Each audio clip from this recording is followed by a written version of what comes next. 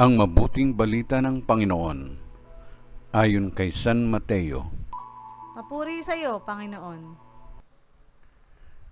Noong sandaling iyon, lumapit kay Jesus ang mga alagad at nagtanong, "Sino po ang pinakadakila sa kaharian ng langit?"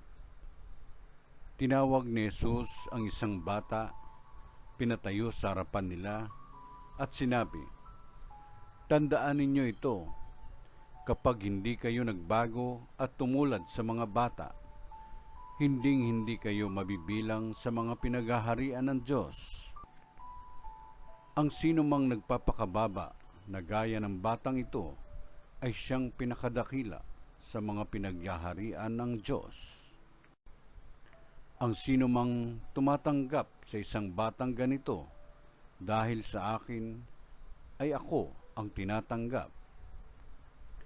Ingatan ninyo na huwag hamakin ang isa sa maliliit na ito. Sinasabi ko sa inyo, sa langit, ang kanilang mga anghel ay laging nasa harapan ng aking Ama." Ang mabuting balita ng Panginoon.